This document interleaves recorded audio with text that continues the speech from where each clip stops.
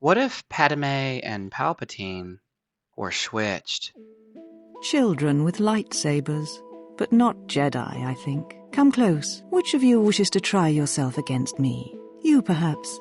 Come, child. Where you walk, it is not far from battle, slaughter, and the blood of your sisters. Think before you throw away your life. Think of everything you will lose by dying. A love requited, a hope of another life beyond the shadow of the Jedi. What would happen if Darth Sidious was nothing but an innocent old man? What if the Queen of Naboo was a Dark Lord? And what now? Having no precise date ever being given for their first meeting, only implications and imagination can be used to fill such a gap. With Padme Naberry going on to be recrowned as Padme Amidala following the abdication of King Varuna, with no direct connection being made between Padme and Palpatine until the Episode 1 novelization, one must assume they met as Senator and Queen. Throughout Star Wars Tales 5, A Summer's Dream, her coronation unfolds without any mention or depiction of Palpatine. And in regard to Palpatine, all we know about his early training in life is relegated mainly to the Darth Plagueis novel, with only a few external source books that either describe his own training as lasting decades or his discovery of Darth Maul on Eridonia. Holding all of this close to our train of thought, assuming we change the horrendous relationship Palpatine held with his father, in reality, if Palpatine never was Force sensitive, if he never became a Sith, he wouldn't join politics either. Honestly, I could have called this video What If Palpatine Never Existed? Because that's basically how irrelevant he's going to be moving forward in this timeline. However, the idea on what if Palpatine was never born, while Padme remained normal, could, by itself, be its own separate video. Going forward with the idea that King Varuna would still be funded by Darth Plagueis, with or without an apprentice, the subjective purpose of this video would only normally come into view after the abdication of his monarchy. But instead, let's address the death of Darth Venomous, and how here, in our timeline, he would eventually find himself on Naboo in 42 BBY, coming across a 4-year-old Padme alongside her sister Shola and her two parents. Now, of course, this is going off the assumption that Darth Venomous himself not only wouldn't lose his duel on Sojourn, but he never went at all, gifting this Lord of the Sith an extra 24 years to train and prepare. Slaughtering all those family members abound, save the first and foremost important one, the only girl whom he could feel the Force inside of. Such devastating butchery within the city of Theed would reach the ears of Higo Damask, seeking any chance and opportunity to finally rid himself of this false Dark Lord. Their confrontation amongst the muddied terrain of Gungan-filled swamps was fierce, tracking and tracing every hint of evidence to find the girl, with no intent to keep her alive to begin with. All until, as these two titans battled, as trees were torn and thrown from the weight of their collision, Padme watched from afar. Still nearly a toddler at this point, her connection with the Force here would be the same as Palpatine in the original timeline. Now, since Darth Venomous wasn't captured and repeatedly experimented upon, not only would he be meeting his foe on somewhat level ground, but the Dark Lord, Darth Plagueis, would himself have no way of ever learning how to resurrect midichlorians. Hypothetically, an argument could be made that Darth Venomous in this scenario could potentially beat and best his rival. However, we will be avoiding any timeline that makes him important. The main purpose of this battle would instead be the clapped joy and cheerful laughter emanating abound as Padme gazed at the final strike, pulling the severed head of Venomous instinctively with the Force right before it struck the muck-covered mire below.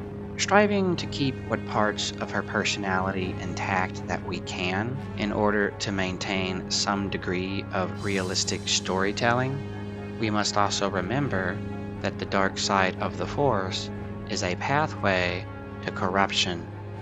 And having visually seen every single member of her family die in this story, one must imagine the emotions she was feeling. Not even really a child at this point, but just a baby that can walk and talk. This would be the vision that Darth Plagueis fully focused on. First, keeping his saber lit with the intention to skewer her, and only relenting when he finally reached out to sense her buried might.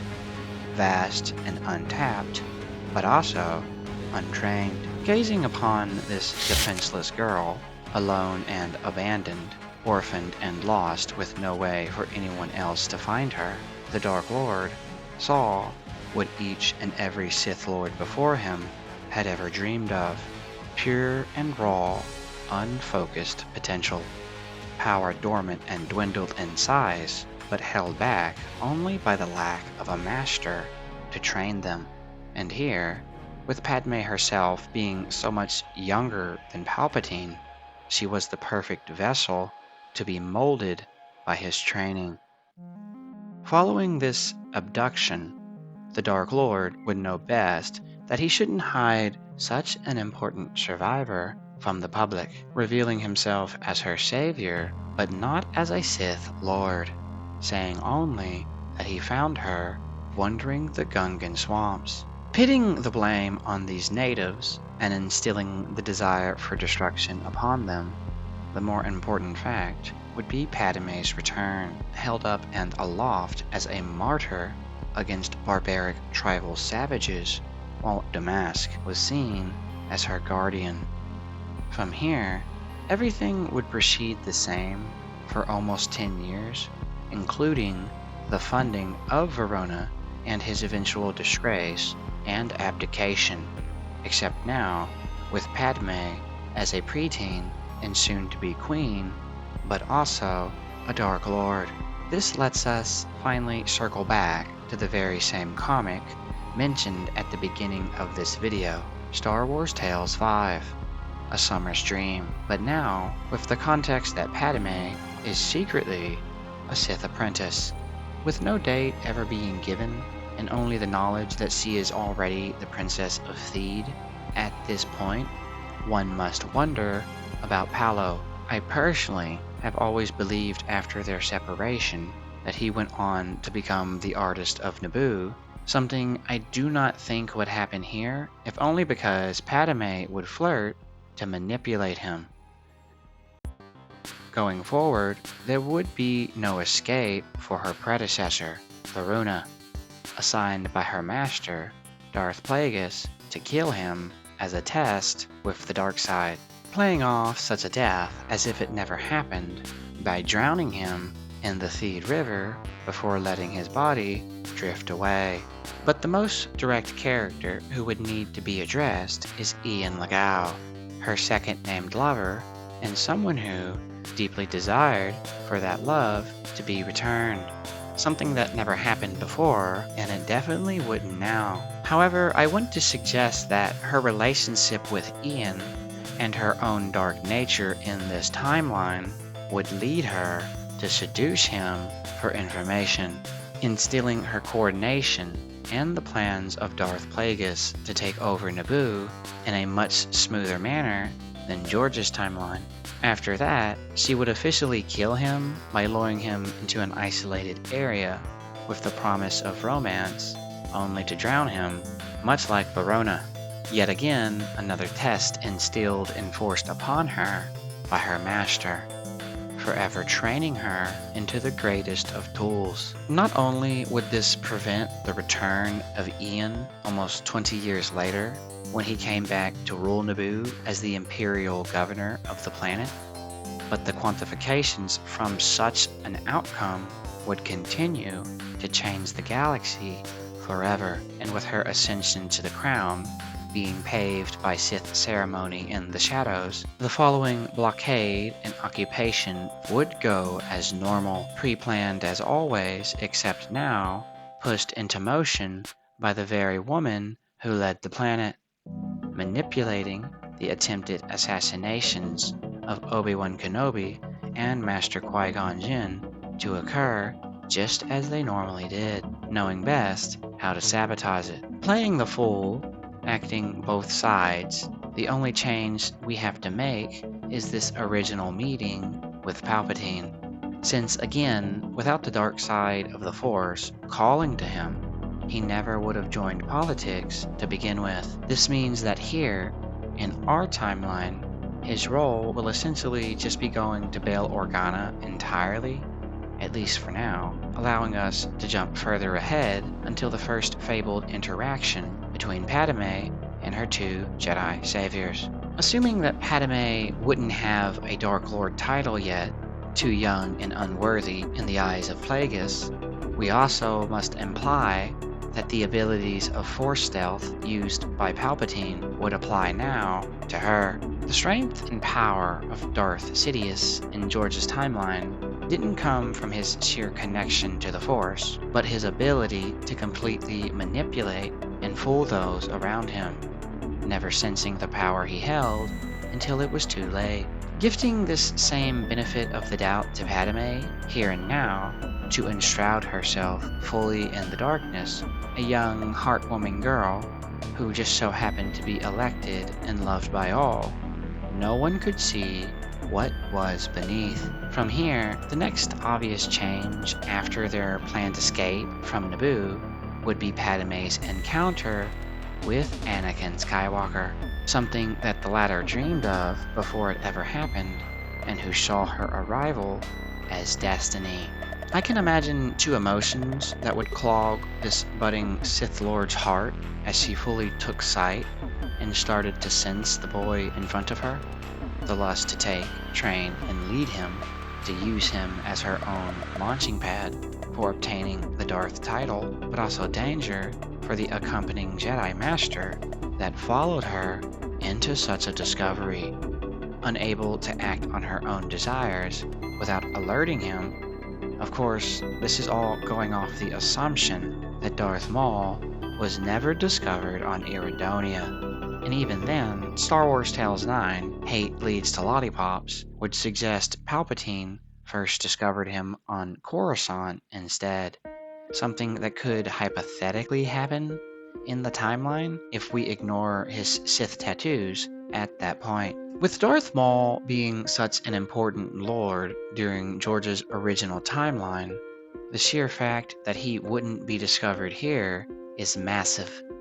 And while I could imply that the Jedi would find him instead and train him to do good, we will not be taking such a direction in this story, and we will instead have Darth Maul, whose real name is never given, become the warlord of Iridonia, much like how Asajj Ventress became the warlord of Ratatak before her own imposed exile. With the Darth Bane novel Path of Destruction stating that the Brotherhood of Darkness operated a Sith Academy on Iridonia, I personally believe that Sith artifacts, ruins, and knowledge must be buried on the planet. This same assumption is probably what led Sidious to first visit the planet in George's timeline, but Plagueis himself didn't care for lost treasure, and originally Darth Plagueis was already dead when Sidious first discovered Maul, at least before the Darth Plagueis novel, before the novelization for Episode 3, and before the Labyrinth of Evil. Without Darth Maul leaving Iridonia, the survival of Jedi Masters Siolo Yermanka and Anun Bondara would be guaranteed. So too would the promotion of Jedi Padawan Darsha Asant towards being a Jedi Knight be fully obtained. But all of this was irrelevant to Padme as she strolled through the twin sun-baked and sandy streets of Tatooine, more focused on Anakin than even Qui-Gon, and just as happy when the boy finally caught up with them. Eagerly accepting Anakin's offer to be taken back to his home, and noticing well his attraction towards her, she played such feelings to her advantage, becoming best friends with his mother and leaping at the chance to verbally cut off Master Jin after he denied a chance to save them from slavery. Instead, Padme continued doubling down and eventually committing her own public desire to free Anakin and his mother if he won them the upcoming pod race. With a full night of sleep being earned afterwards, and waking up just in time to hear the revelation of Anakin's creation from Shmi to Master Jin, her obsession would only grow, while the boy she dreamt of training would be more than eager to listen, winning the pod race in a blur of speed just as Padme came closer and closer, playing it off as nothing more than harmful flirting, conveniently grinning when she found out about Qui-Gon's intent to leave Shmi behind. Without Darth Maul there to track and hasten their retreat, here, in our timeline, Padme herself would be able to briefly disappear, to vanish not just from her position amongst the group, but her outward persona of an innocent girl. Returning to Watto's shop, after Anakin had already been bought and freed, the following confrontation with his slaver would be short, appearing not as a preteen girl, but as a Dark Lord, grinning sadistically and defined by glints of yellow in her gaze. Force choking this slaver to death and hiding his body behind the counter before subverting her own visage back to normal, she cried aloud for Shmi to emerge from the back room before revealing her freshly bought freedom. Whisking this woman away while delaying any attempt to answer more questions, their arrival back at the ship left all abound nearly speechless, especially Master Qui-Gon Jinn, once able to shake off the odd feelings he felt, but now more concerned. Yet again, Padme's manipulation took center stage, convincing everyone that she held private funds in check until this very moment, and that these funds were what bought Shmi's freedom in the first place, enough to free one person, but not enough to buy the materials they needed to escape. All of these excuses, while strange to the Jedi that heard them, were most welcomed by the boy she sought to impress, with Anakin running headfirst into her embrace before thanking and squeezing her, the girl of his dreams, and now someone he could finally hold.